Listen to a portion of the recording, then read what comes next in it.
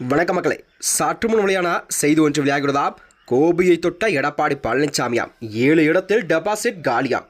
வாங்க வீடியோவை முழுமையாக காணலாம். அதாவது அதிமுகவின் மூத்த தலைவர் செங்கோட்டையின் சொந்த தொகுதியான கோபிச்செட்டிப்பாளையத்தில் தான் அவரது செல்வாக்கை எல்லாம் கரைக்கும் வேளையில் எடப்பாடி பழனிசாமியின் ஆதரவாளர்களெல்லாம் இறங்கியிருப்பதாக கூறப்பட்டு வருகிறதா. அதாவது அதற்கேற்றாற்போல் நீலகிரியில் பிரச்சாரம் செய்ய வந்த கோபி வழியாக சென்ற எடப்பாடி பழனிசாமிக்கு அதிமுகவினர் பிரம்மாண்டமான வரவேற்பெல்லாம் அளித்துள்ளாராம்.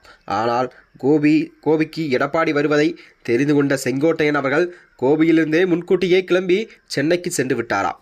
இந்நிலையில்தான் அதிமுகவின் நிலைமை குறித்த மூத்த அரசியல் விமர்சனங்கள் எல்லாம் ஐயநாதன் தன்னுடைய கருத்தை ஒன்றை வெளியிட்டுள்ளார்.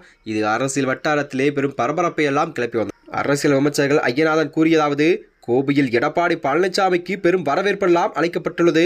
அதாவது செங்கோட்டையன் தொகுதியிலே தனக்கு ஆதரவும் செல்வாக்கும் உள்ளதாம். தனக்கு எந்த எதிர்ப்பும் கோபியில் கிடையாது என்பதை காட்டுவதற்காகவே கோபிச்செட்டிப்பாளையத்தை தொட்டுட்டார் எடப்பாடி பழனிசாமி. இதனைத் தொடர்ந்தான் தனக்கு எதிரியாக யாராக நின்றாலும் அவரது அரசியலை முடித்துவிட வேண்டும் என்று நினைப்பவர்தான். போட்டி என்பதை எப்போதுமே எடப்பாடி விரும்பியதில்லையாம். தனக்கு எதிராக யாரையும் நிற்கக்கூடாது, பேசவும் கூடாது என்ற மனப்பான்மை உள்ளதால் தான் அனைவருமே இன்று எடப்பாடி பழனிசாமியை பகைத்து கொண்டுள்ளார் என்ற நிலையில்தான் இதை பார்க்கப்பட்டு வருகிறதாம். அதாவது சசிகலா தான் எடப்பாடியை கொண்டு வந்தார்.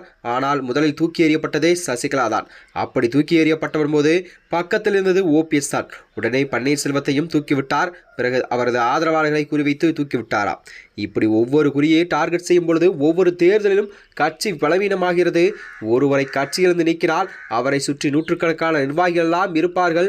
இந்த நிர்வாகிகள் தான் அந்த பகுதியில் அதிமுகவின் செல்வாக்கு மிக்கவராக இருப்பார்கள் என்ற நிலையதான் இதைப்படுகிறதா. அதனைத் தொடர்ந்தான் கட்சியிலிருந்து ஒருவரை நீக்கும் பொழுது அதிமுக எதிரான ஓட்டுக்கள் அனைத்துமே மாறிவிடுகிறது. இதுதான் அதிமுக ஓட்டுகளை ஒரு மிகப்பெரிய அளவில் பாதிக்க காரணமாகவும் இருக்கிறதா. இதன் விளைவுதான் 7 இடங்களில் அதிமுக டெபாசிட் காலியானதும், அதிலும் குறிப்பாக தென் மாவட்டங்களில், அதிலும் எங்கே இரட்டை இலை எங்கே பலமானதாக உள்ளதோ அங்கேயே எடப்பாடி சறுக்களை கண்டாராம். அதனைத் தொடர்ந்தான் இரட்டலைக்கு எதிராகவே ஓபிஎஸ் தேர்தல் என்று 3 லட்சம் வாக்குகளை பெற்றார். இரட்டை இலைக்கு டிடிவி தேர்தல் என்று 2.25 லட்சம் ஓட்டுக்களை எல்லாம் பெற்றாராம். இப்படி பிரிந்து சென்றவர்களை பலரும் 1 லட்சத்துக்கு ஓட்டுகளை பெற்று அதிகமான டெபாசிட்டை இழந்துவிட்டது. வட மாவட்டத்தில் வேலூரில் 10% மட்டுமே வாக்கு டெபாசிட் இருந்து இரட்டை இலை என்றது. இதையெல்லாம் ஏன் நடக்குது? கட்சிக்குள்ளே இருப்பவர்களெல்லாம் தூக்கிவிட்டு தன்னுடைய இருப்பை மட்டுமே பலப்படுத்திக் கொள்ள நினைக்கிறார் எடப்பாடியார். இதனைத் தொடர்ந்தான் இதற்கான தனக்கு வேண்டியவர்களை மட்டுமே பொறுப்புக்கு கொண்டு வருகிறார்.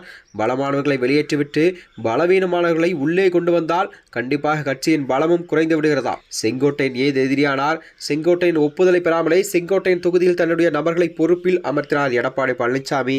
இதுதான் முரண்பாடாக ஏற்பட்டு வருகிறதா. இதனைத் தொடர்ந்துதான் வருகின்ற 2026 சட்டமன்ற தேர்தலில் கண்டிப்பாக செங்கோட்டையன் அவர்கள் யாருடன் கூட்டணி அமைக்கப் போகிறாரா இல்லது தனி கூட்டணி அமைக்கப் போகிறாரா என்பதுதான் குறித்து மக்களின் கேள்விக்குறியாக இருந்து வருகிறதாம். மேலும் இது போன்ற வீடியோக்களை தெரிந்து கொள்ள நமது சேனலை மறக்காமல் சப்ஸ்கிரைப் செய்து கொள்ளும். நன்றி, வணக்கம்.